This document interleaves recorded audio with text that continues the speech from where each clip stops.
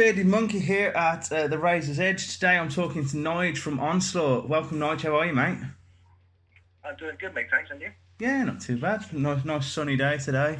As I've just Yeah. said, I'm competing with a karaoke up the road, so if you can hear any I, random power ballads, I won't be joining in. mate, you're welcome to. You're welcome to. We'll do it together. Right, so Onslaught have been busy throughout lockdown.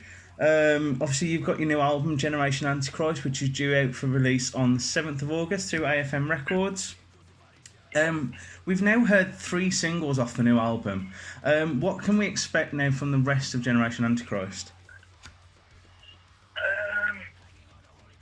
Pretty much of the same, really. It's all extremely aggressive stuff. I think you've probably not heard the fast tracks.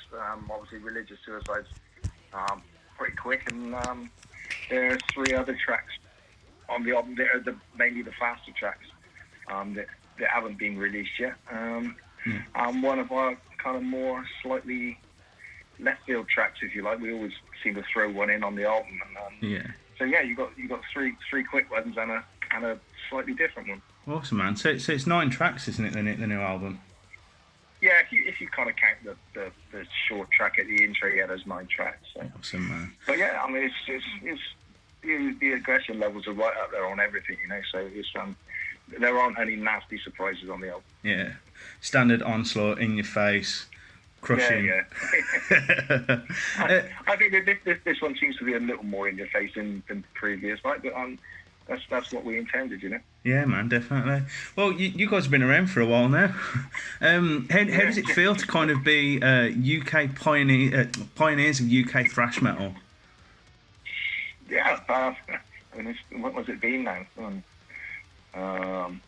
Last ain't great, 37, 38 years. Yeah, so I've kind of got a question for you on that later on. Incredible. When you think about it, it's mad. It really is. Like, did you expect when you started Onslaught? Did you expect to, like, you know, now almost 40 years later on, still be in fact, you know, be smashing it out all over the world, playing to these massive audiences? Was it something that you, when you got together, it's like, yes, this is what we're going to do, or was it like, did it just explode and you're like, shit, how did I get here? Yeah, pretty much. I mean, obviously we had a long break in between, and things changed a lot then. But yeah, I guess the first time around, it was obviously young kids when we started off, and things did literally explode. You know, we weren't together too long before we got a first record deal for Power from Hell, and things really took off with that album. And then the next thing we know, within 6 months of releasing that album, 7 months, we were signed to basically Music for Nations, which is probably one of the biggest independent labels in the world at the time. Yeah. And we then had another album out within a year. Then we were off touring with Motorhead and getting signed to a major label the next year. You know, it was like a complete whirlwind. You just had no time to think about it at all. Really, you were just having so much fun and thinking, "What's going on here?" And that was it. Really, you never in a million years would you dream in like going on 40 years time that you'd be still doing it and still trying to make relevant, credible records. It's madness. I would have never thought about it. Yeah. If you could go back and start it again as a band, would you do anything differently? Yeah, I wouldn't have signed to Polygram Records, that's for sure. Being such a sounding album, that's the only real mistake I think we made. Yeah. And unfortunately, it was a very big one. But instead of what should have been the time in our career where we really took off, to another level, it destroyed the band. So I guess that's the only regret I've got. Nothing else. Everything else is, you obviously get little disappointments on the way, but nothing major like that. Yeah, fair enough. Well, Onslaught have really sort of paved the way, as I sort of said, as pioneers for UK thrash metal. You've really paved the way for UK heavy metal bands. Do you keep up to date with the up and coming bands that are coming through? And if so, what up and coming bands are you listening to at the moment? yeah, and I obviously talk to lots of bands online, British bands and stuff, and obviously I'm in touch with like Acid Rain guys and Eccentrics guys and stuff like that. So we're always in touch, you know. Yeah. I'm not so much sort of on the ground with the newer bands, you know. But I mean, Shrapnel are doing some good stuff, and a band called Thousand Scars and stuff like that. So I try to where I can. Yeah. But yeah, I mean, I'm still pretty much old school in the music I listen to. Yeah. And that really doesn't change. I still listen to that stuff now. I'm still a massive Discharge fan and get to see them whenever I can. So nothing really changes for me in that term. Yeah, man. Fair enough. So I'm a bit of a guitar nerd, and so I always like to sort of ask people, you know, what kind of equipment have you been using, like especially on the new album. You know, what's your current setup that you've got? Two setups really, and guitar nerds are cool, by the way. So. I got two setups really, one for live and one for studio, because obviously with the advance in technology in certain things, I mean, I'm still using some of the same kind of things we used back when we started, you know. Yeah. But for my live setup, I'm using one of the Kemper rack mount preamp heads. Yeah. Which is great, really, because when you're flying around the world, it just goes into hand luggage. Yeah. You get there at the other end. As long as I don't use it for DI, I hate the thought of using DI sounds and stuff. So yeah. I always just go into the back of a Marshall amp or an Engel head when we into the effects loop. And it sounds great. You get the valve nest back, and it's perfect, you know. So kind of got the same sound every time, everywhere I go, wherever we're playing. You know? In the studio for this album, I think we used a 5150 head, and a JCM 900 combined into two Marshall 4x12s. Nice. So yeah, I mean, I'm really, really, really pleased with the guitar sound on the album. So.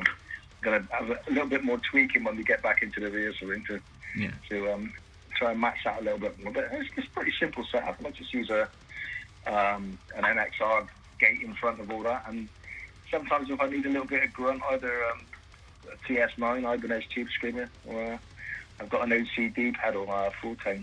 But it's pretty simple, really. Awesome, man.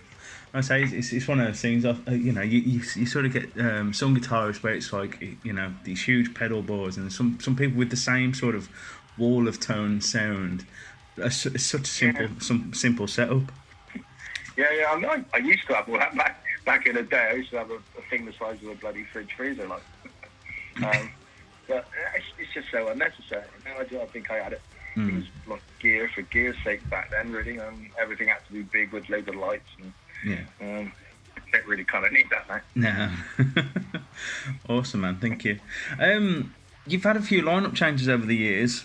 Does this affect your outlook of the band, or does it make you more determined than ever, would you say? It always makes me more determined, man, definitely. Yeah. As obviously loads of people ask this question. And the one thing I always say, one thing I find really weird, is the fact thrash bands in particular have numerous amounts of lineup changes, and I really don't know why. And if you look at us, obviously we've had our fair share. Exodus, Testament, Annihilator, Megadeth. If you put all these 6 bands together, you're probably looking at 130 different members over the years. Right? And I still can't put my finger on why it happens, you know. I really don't know. But when it happens to us, you can just turn it into a positive. It's obviously disruptive, and it would be nice to kind of have it very, very stable.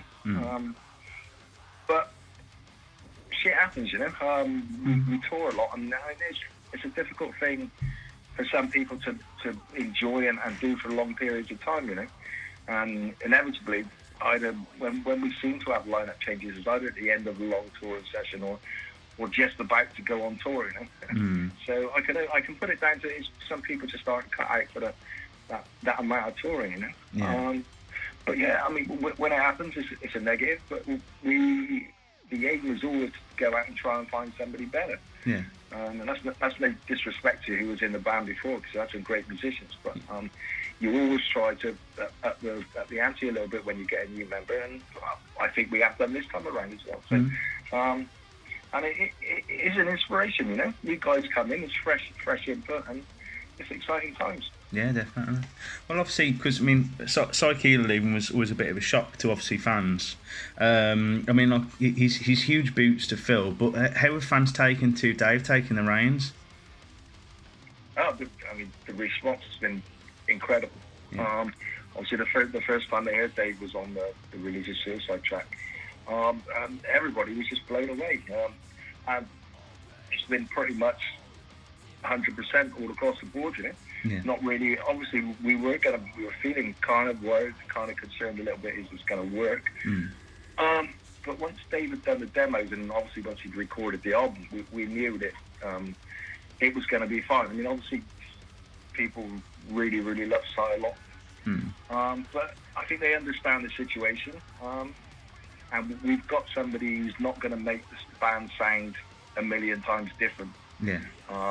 They're kind of similar in many ways. Obviously, they're totally unique voices, but there are similarities, you know, and they've kept the older classic material sounding pretty much the same when Dave sings it, which was very important to us, because obviously the fans kind of hold the old stuff kind of close to their hearts a lot, so we had to be very careful to make sure that Dave could really deliver that as well as the new stuff, and he does perfectly well. He's brought his own angle to it, and I think he's added a little bit more aggression to the band's overall sound, so yeah, it's been brilliant. Yeah, well, I mean, as a fan of Onslaught, I mean, I went into sort of listening to Religious Suicide, and it was like one of those things of like, what's this going to sound like? And then as soon as I heard it, I was like, fuck yes, this is it. Like for me, really, that Dave's just, as I say, he's taking the reins and he's rolled with it, and like, you know, the new tracks are sounding amazing, man. So, you know, thank you very much from a fan point of view. Yeah, cool, man. Thank you for that. No worries. With the huge impact of COVID-19 on the music industry, what are the first venues you really want to get your feet in when you start touring again? It'd be nice to obviously get the open air shows going, just while things kind of calm down a little bit more. But I'm guessing a lot of places, as we've seen, are starting to open up slowly. Yeah. In limited ways. Yeah. I guess they're saying live shows can start here in August, but I don't really see that happening, to be honest. Not with the track record of what's going on here right now. But in other places, yeah. The only thing I think is going to be kind of late winter, early spring, and then I think we'll see things start to kick off. So it would be nice to get a lot of open air festivals in at that time, just to give it those few extra months, maybe 6 months, to really get it out of the system, you know. Luckily, we've had all the festivals that were cancelled this year rolled over to next year, which they're starting in April. So it could work. Just play a lot of festivals up to this time next year, or kind of late summer, and then look at the club shows.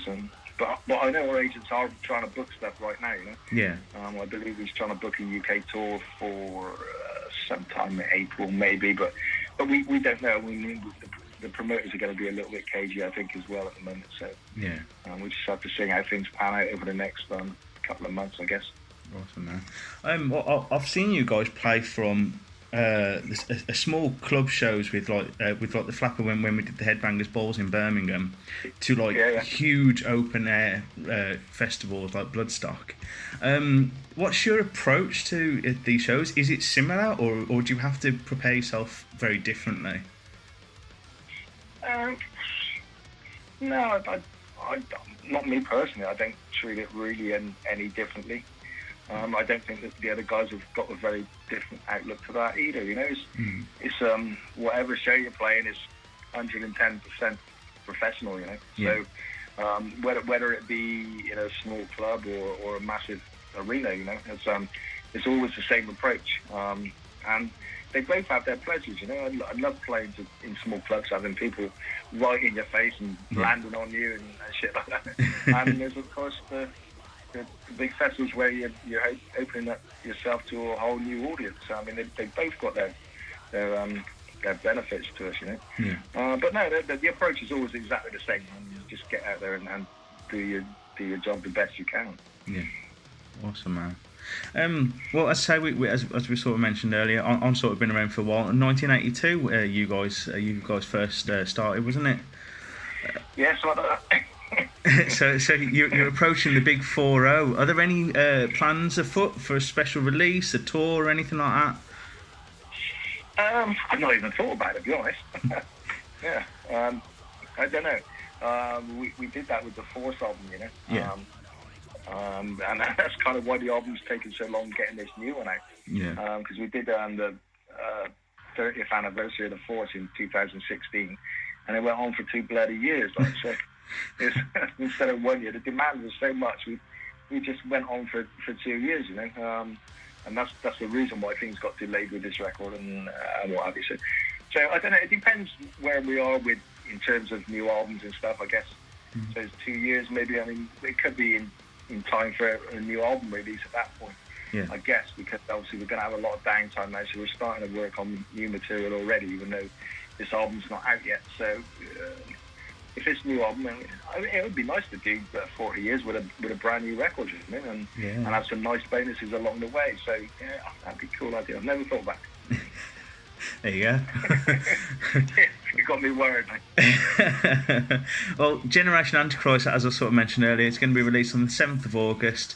You know, obviously, people listening, you can go and check out the first 3 singles: Perfect Way to Die, Religious Suicide, and Bow Down to the Clowns right now.